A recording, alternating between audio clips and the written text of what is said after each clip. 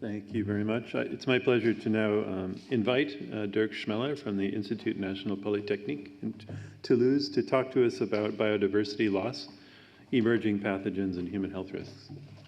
Yeah, good day, good morning. No, good day. It's good day, everyone. Thank you also for being here. It's an honor for me to give this presentation. Especially, I'm a very good tick and mosquito attractant. Whenever there's one somewhere, it's on me. So it's quite interesting to see. But with my talk, we will move a little bit away from humans and go more into environmental and ecological questions around the topic. So my talk is about the loss of biodiversity, emergence of pathogens and risks to human health, which is also the part of the research I'm doing for my AXA chair on functional mountain ecology, and might become a little bit clearer what it is about. I don't go into much detail. I just wanted to give you an idea what biodiversity means, because maybe not everyone knows. It's all the variety of life forms on Earth, and it's actually considering the diversity of ecosystems, species, and genes over space and time, but also all the interactions between different species, between different genes, between the environment, and so on. All of this is actually part of biodiversity. When people talk about biodiversity, they usually mean species numbers, species richness. It's a little bit more than that, but what's interesting to know is we have 1.7 million species which are described. That's about what science knows. There are 7.3 million species estimated. However, this estimation does not include bacteria, fungi, and protists.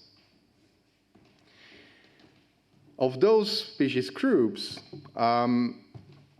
we hardly know anything. Most of them are unknown. So if we take that in consideration, we are not talking about a million species, but about billions of species. So it's just, you need to keep that in mind, because this massively increases the possibility of interactions between different species. So this is massively simplified. It's a network. If you imagine each of these dots would be one species, there is quite a lot of possibility of interactions between species, between different genes within the species, between the species and the environment, and then also between the genes and other molecules like hormones and others. So this is, of course, hugely impressive, but we also have the climate on top of this. So we have an unimaginable number of potential interactions. It's mind-boggling, and that's why also modelers are not getting there in modeling really the environment. Sorry to say, but it's like this. But there is a huge amount of possibilities. But what we are doing at the moment is driving an important biodiversity loss. Since I'm born, 1970, there is a decline of 60% of biodiversity.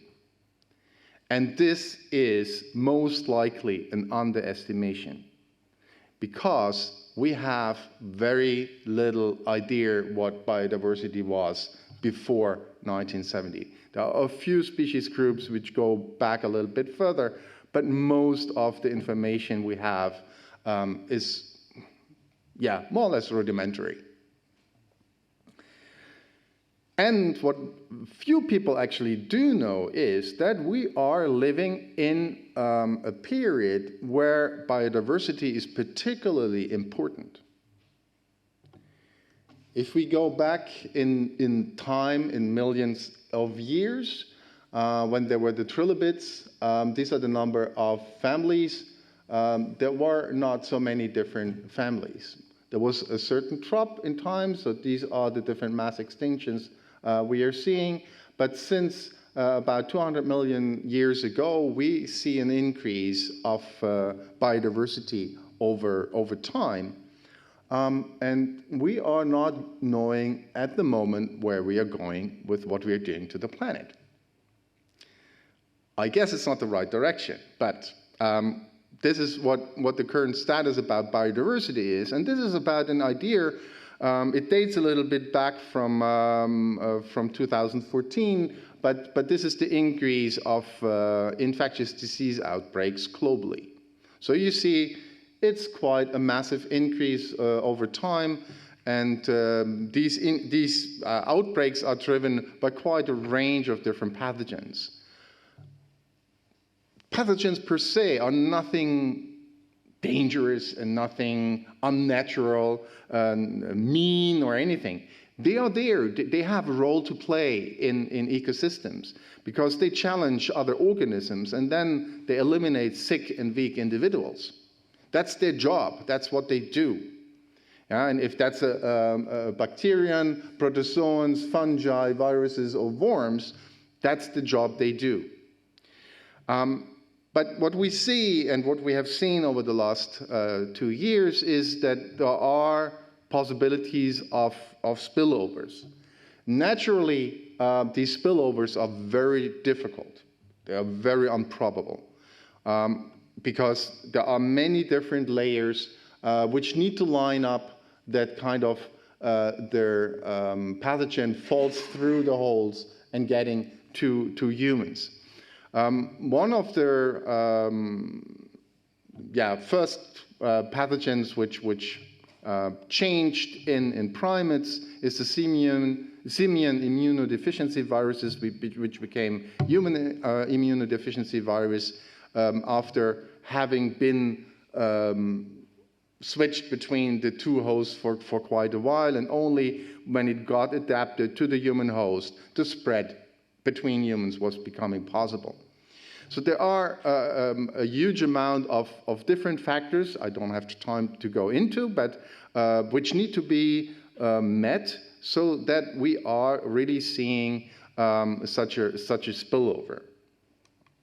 And this spillover is very complex and multifactorial. Natalie just has spoken a little bit about this for the tiques, but for any kind of pathogens, this is what it is. It's very difficult, and it's resulting essentially from the interaction between microorganisms itself and also the human activities.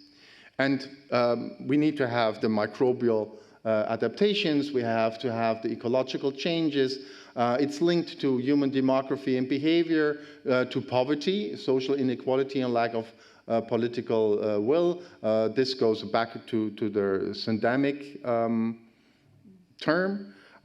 We have also differences in technology, industry, and healthcare, transferring organs and so on. Well, this comes also with risks to transfer pathogens. We are traveling much more and further, so we are moving around a lot of different microorganisms and parasites due to this. There is also a change in susceptibility to the different infections. So this is just more or less a brief overview of what there is. And my own work has pretty clearly shown that in mountain lakes, in which I am working primarily, zooplankton is actually a biological barrier against pathogens. It's consuming the infective stages of fungi. In this study, it was Batrachiochytrium dentopatidis, which is an amphibian fungus. And it's just feeding on the zoospores. And by feeding on those zoospores, it's protecting the host. If we don't have the zooplankton, and here you can see some very bizarre and fantastic forms, well, then more zoospores become available and the pressure of infection becomes more important. So if you look further into this, we need to go a little bit smaller and have a look, okay, so what about all of those microorganisms which form the microbiome? They have a huge amount of different functions in the host in the first place. They can help to increase temperature tolerance, which is, of course, something good in climate change. They might shorten the time of adaptation to environmental change, which in the presence of humans is also a good thing. They are forming biological barriers on the skin or inside our intestines and so on. So this is also very important, and it's an important part of the immune system, to be honest. So it competes with pathogens and can help to mitigate diseases. Well, and the major gift all of your mothers have given you when you gave birth is they transferred their microbiome to you. And this helped you also to be more easily able to synthesize vital nutrients, to take up the energy and to grow, to become the adult you are now. But of course, this also all influences the host behavior and reproduction. But you can actually transfer all of this away from a host to an environment. Microorganisms, microbiomes in the environment have very similar functions. They are there to help buffer against change. They maintain biodiversity. They maintain ecosystem processes. They are, as shown with my zooplankton, also an environmental barrier against the introduction or the invasion of alien species, and therefore they contribute to the resilience, and the tolerance of ecosystems, and therefore constitute the basis of ecosystem health. What many people working on, also in my research unit, is the ecological functions like nutrient cycling, energy flux, CO2 sequestration, which is very much what it does also in our intestines. So there are a lot of similarities, and this brought us to propose a new concept or an evolution of the disease triangle, which many of you might know, and include the host microbiome as a fourth axis. So the disease, which is here in the middle, either no disease expression or weak disease expression until death here in the center, is then the result of the interaction between the host microbiome, the pathogen, and the environment. Only when you take all of this in consideration, you will really have an idea what we need to expect.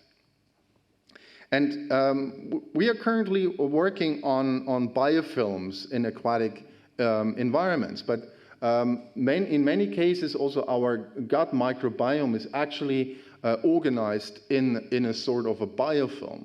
And the particularity is that it's a community of different microorganisms which are living in a matrix of polysaccharides or other proteins, which are then kind of building villages of different microorganisms. And we have no good idea at the moment how we can influence pathogenic biofilms. Well, we can eradicate them and kill them, but that's maybe not a good thing. We have the beneficial biofilms, which we are treating badly by having some burgers, a lot of sugar, or whatsoever bad habits we have for food. But we also have no idea how all of this is linked to the environment in which we are in. I mean, some of us, and I'm one of those, when I was a kid, I loved to play in the mud. That's something very important to do. Because you are then putting a lot of different microorganisms in your mouth, and your body is challenged.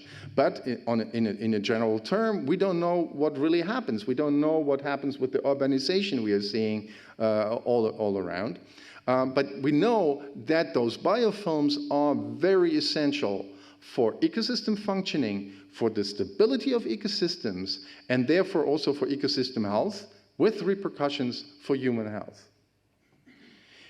But what we see in mountains, and mountains are particularly strongly hit by climate change. In the Pyrenees, we are already at an increase of 2 degrees, roughly, where we are but at about 0.8, maybe 1 degree in lowlands. The impact of climate change are therefore very drastic. And what we saw over a rather short period of time of 5 years is actually we see a significant loss of biodiversity in prokaryotes over time. And this is also, there's a certain equilibrium there. So not one super dominant species necessarily, but this has changed. It becomes more and more uneven. And this is a biodiversity loss which goes unperceived by many because it's so difficult to see and so difficult to observe. Because you cannot only go out there and have a look and say, well, we have less species there.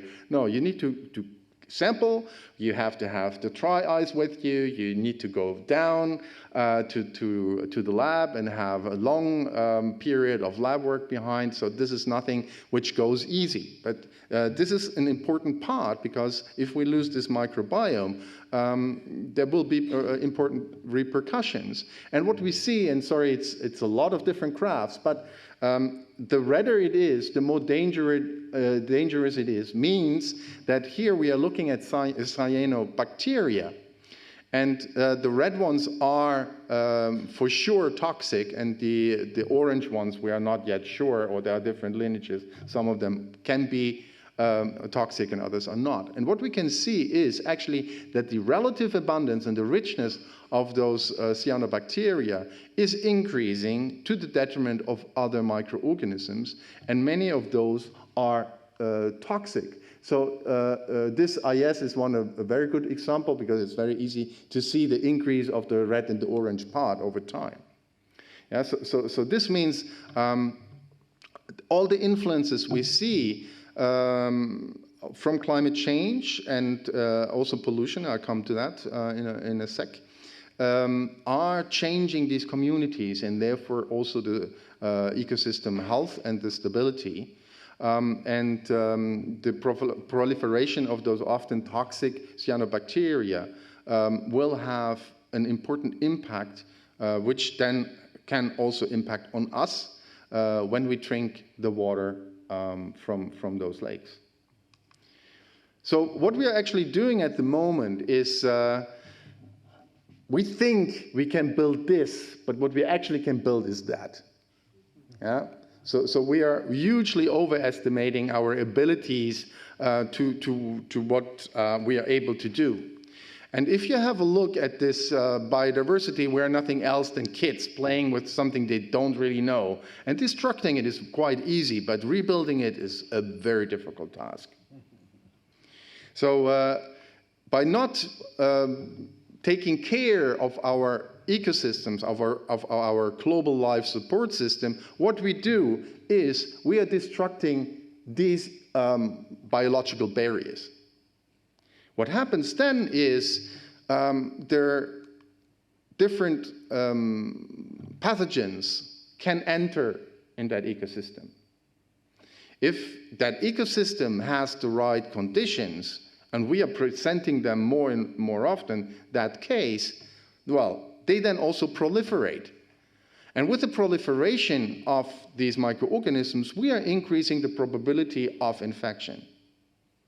If you had 1 in a million liters of water, well, that you catch it is quite improbable. But if you have 1 million in a million liters of water, it's quite a bit more. Yeah, and this is something which is really important to keep in mind. And especially, we do not have a linear loss of biodiversity. What we are expecting is jumps, because there is a certain ability of biodiversity to buffer against temperature increase. But once it's too much, biodiversity will not be able to do that. And then we will see a massive loss of species in a very short period of time. So we are getting to those projected limits of buffer capacity of biodiversity. This is something which we need to consider when we are talking about biodiversity in general terms. We have done an analysis which made a little bit of a buzz. There were articles also in Le Monde where we had a look on the pollution, chemical pollution of organic pollutants in mountain lakes. And we looked for all possible molecules which we are able to detect. It's 479. We found 151. And we see a lot different ones. We have still sometimes DDT, but sometimes also products of DDT. We have insecticides, we have fungicides, we have herbicides, and many other compounds.